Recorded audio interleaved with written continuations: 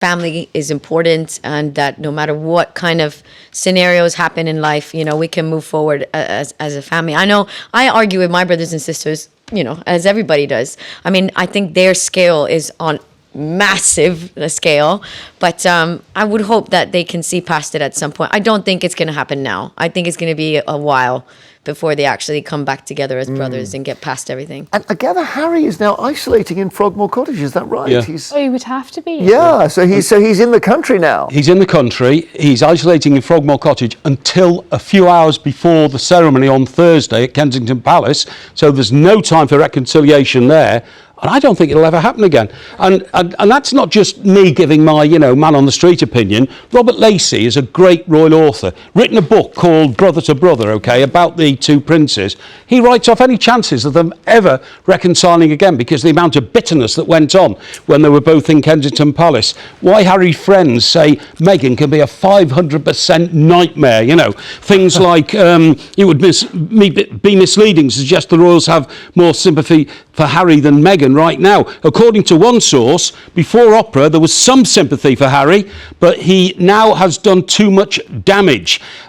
He is now known as the hostage and she is known as Duchess Difficult. And it's that sort of animosity between the two sides which appears to be prevalent. What, the idea that... I hate these press lines, especially, I mean, you can have your opinion of whether you like Meghan or you don't like Meghan. Sure. Forget that to the side. But to give these titles that the press do sometimes, specifically to women, is infuriating. It's really... Do you like Meghan? I mean, I go backwards and forwards with my feelings on Meghan. Obviously, being American myself, I want to be on her side and be supportive. And as a woman especially, I want to be supportive.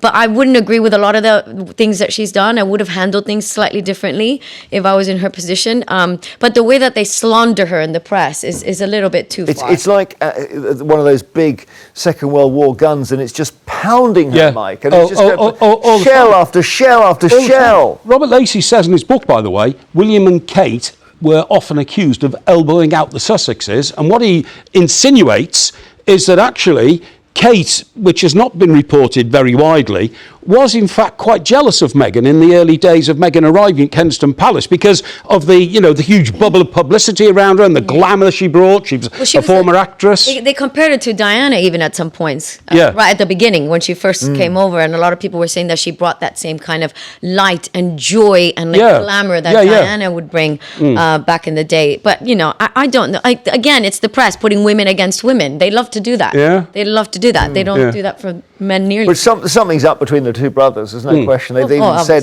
so. And whether, what do you think, standing opposite the statue of Diana, maybe that will be? I don't think it's going to make any difference to their relationship. I have no idea what stage their relationship's at or how their relationship is, because I don't know either of the individuals and I haven't been savvy to any of the conversations. So I have no idea. But if they have fallen out, I don't think standing next to a statue is going to help them. But I couldn't agree any more with Janette. We set up the conversation about the brothers' rift, and within 5 minutes we're talking about Kate being jealous of 1 Meghan. minute. Why is it always thrown back to the women? It's two brothers, they've fallen out. Harry isn't hostage. Well, Mike, you're the one who did it, Mike. Well, yeah, but I think we've got to ask the reason why did they fall out, Storm? That's what I'm saying. The reason they fell out is because their partners... It was the women's fault. No. Their partners, who, you know, are a huge part of their lives, weren't comfortable in the relationship that existed when they lived in tandem in this country, and that blew apart. And now Harry's become a completely different person. He's become a film star. I could not disagree with you more, Mike. I'm so sorry to say that that women have somehow connived the men. I didn't say that. I didn't say it. I said it's the way the brothers have handled their respective marriages. But the women are not responsible. By the way, is that a dance move there? Because I loved what you did there. Go on. I'm not accusing the women. Yeah, but we heard you. Go on. I just feel like, again, men are fighting. These two brothers are fighting. They have very opposing opinions on lots of different things that are going on in their individual respective lives. And again, it becomes the fault of the women involved in their lives. Why don't we have those conversations when great things are happening? Why don't we say, oh, he did a wonderful thing. That's because he's got a gorgeous and wonderful wife standing behind him. I'll tell you that. I'll tell you that. I've got lots of positives for Meghan. She was more attractive to Harry and his lifestyle than being inside the royal family. Harry preferred to go with Meghan. So there's a positive for you.